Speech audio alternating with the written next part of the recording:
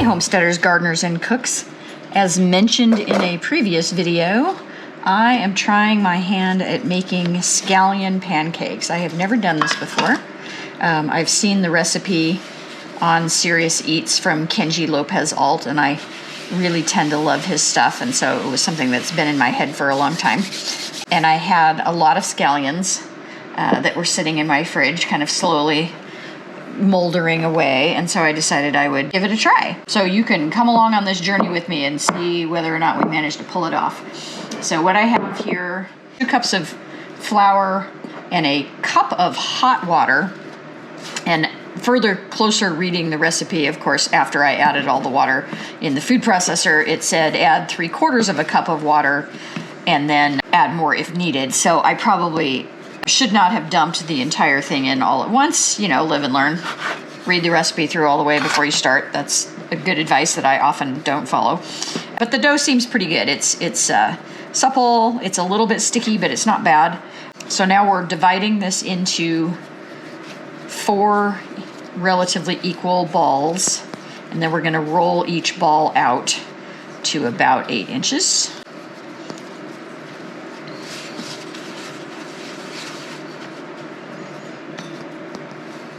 And there's no leavening in this dough at all. This is just flour and water, and it's a hot water dough, which I'll have to look it up to confirm, but I believe that like super activates the gluten, and so it makes for a really strong dough. The only time I've ever done a hot water dough is hot water crust on something like a Cornish pasty, and I think I got the idea for that from watching British Baking Show a couple of years ago and decided to try it with something. And I did one recipe, but I don't usually work with hot water doughs. So kind of a new experience, sort of fun. This dough is nice and soft. And I'm just tucking the ends in, as you can see here, and then forming these into a ball. We're gonna roll them out, so I'm not worried about them being super perfect. And this is my trusty wooden rolling pin. I have more of a French style tapered rolling pin where it doesn't have the handles, and the ends are more tapered than the top. And I got that idea from watching cooking shows and thought I would love it and wanted one for a long time, and then finally bought myself one. And it turns out I really don't like them. I'm not sure why, but they don't really work well for me. And so I've gone back to this inexpensive wood rolling pin that I probably picked up at Cost Plus World Market when I was in my 20s. I've had it forever, but it works great. So, you know, it's like sometimes kitchen tools, they have to be what works for you and not just what everybody else recommends as the thing that you should be using or should have. So I still have that other rolling pin, but it's never really worked for me. These are nice. This is a bench scraper. What I like about it, besides just using it to move things around, is it has a little bit of a ruler on it. I'm looking for an 8-inch circle, and we're at about 7 inches right now, so we're not quite there.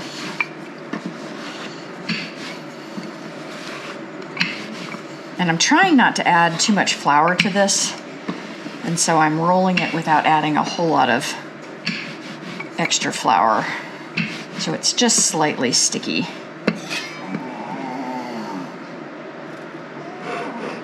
That's about right. Okay, so there's our 8 inches. I'm gonna set that aside as a template. This dough has a little bit of spring back to it, which is the gluten kind of fighting me. And generally, if you're having a lot of problems with that, the best thing to do is just walk away.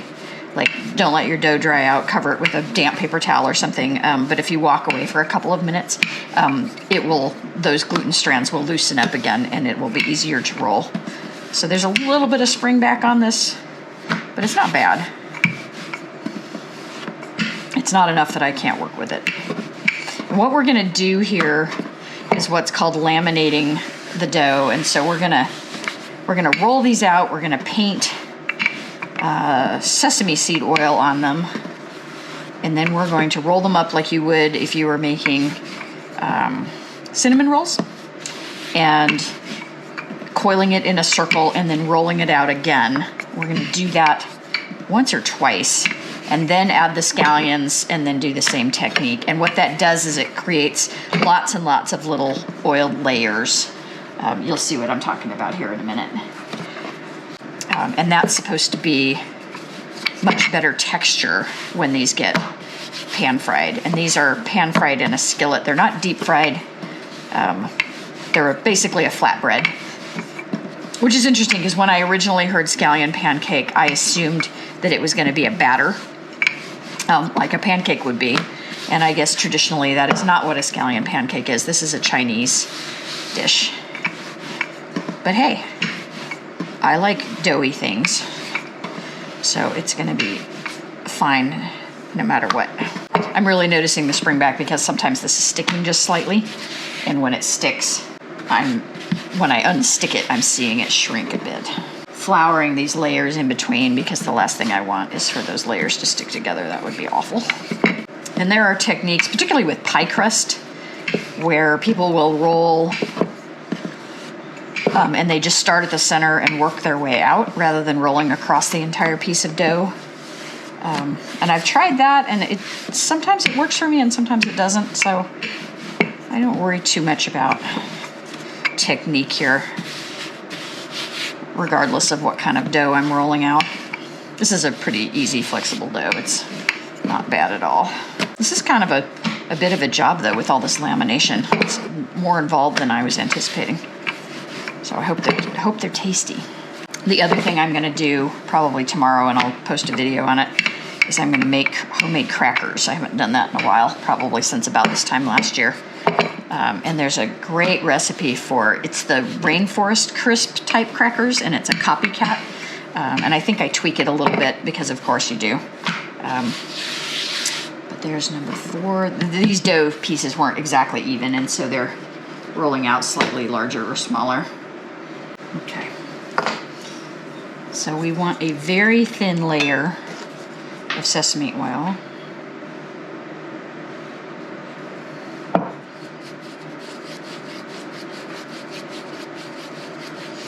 All right, but not that thin. It just kind of disappeared.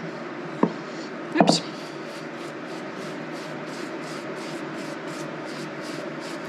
This pastry brush has a little bit of absorption, so I'm sure I can suck up any extra I've got going here. And then we're going to roll it up like a jelly roll.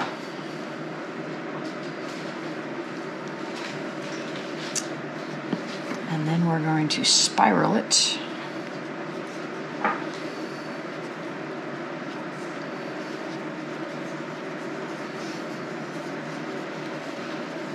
Tucking the end under. I'm going to slightly flatten, and then we're going to roll that out again, but let's do all of them first.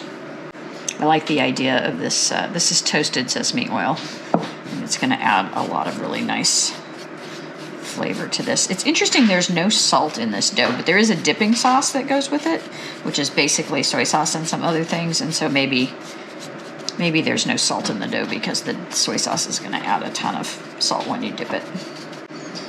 Tucking under,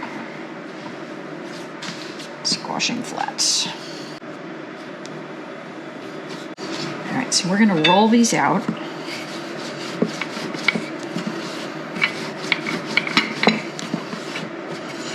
And then do the process again. But the second time, we're going to add the scallions.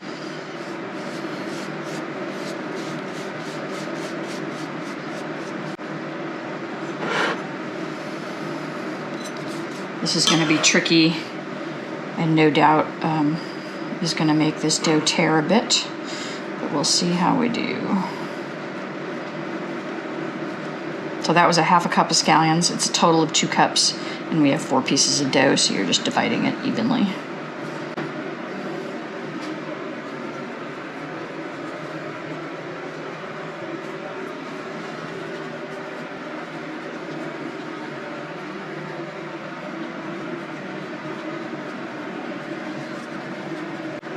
I'm trying to do that a little tighter, just because I know this is going to be messy as all get out. And then again, rolling up.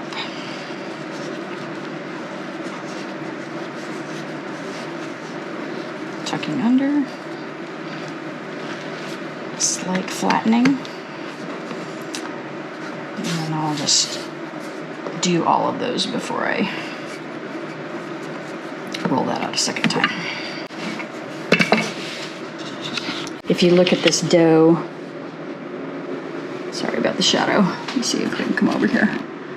You can see the lines a little bit of where that spiral was and that lamination, and that's what we're going for. All right, we've got everything done. And we're gonna re-roll these out very gently to 7 inches, not 8. So we're going a little bit thinner, or a little bit thicker, sorry. Which makes sense because there's a lot of stuff in there that's gonna just try to poke out as soon as you roll it really thin.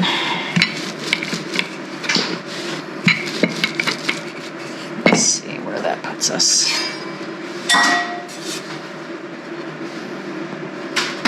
That's real close, just slightly bigger.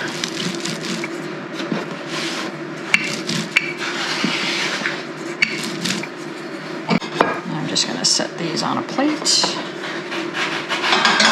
Set them aside as we go through here.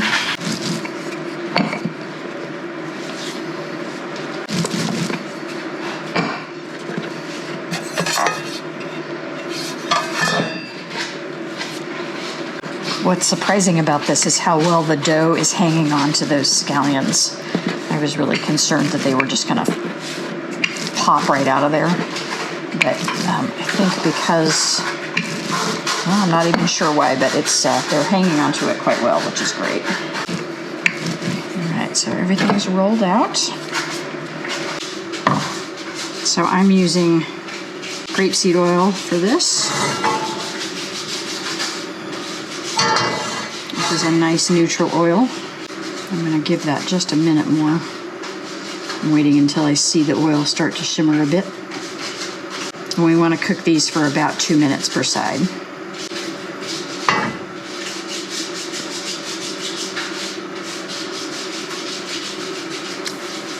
Yeah, probably could be a little hotter.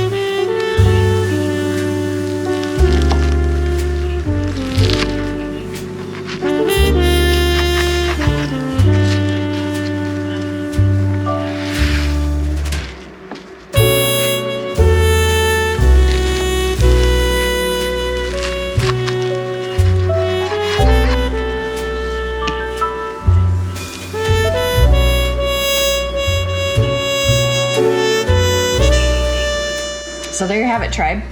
These are scallion pancakes made with scallions that I, started from seed in March, planted out in May, harvested, probably in September, and am now using in the very beginning of December. So that's pretty good for something that took a lot of work, but mostly of hands off. And these look delicious. You can see that nice lamination in there. I have a dipping sauce here that is a mix of some soy sauce, some rice wine vinegar, a little bit of ginger juice. It's gonna be a little bit of sugar. It's gonna be delicious. So if you happen to have scallions left over in your garden, or you just wanna go to the store and buy a bunch and give these a try, yeah, make them up. Have them on a night with some other Asian dishes. They should be just delicious. Thanks for watching, tribe. If you like this kind of content, subscribe, give me a thumbs up, and like the content, and drop me a comment if you have any questions. We'll see you next time. Thanks.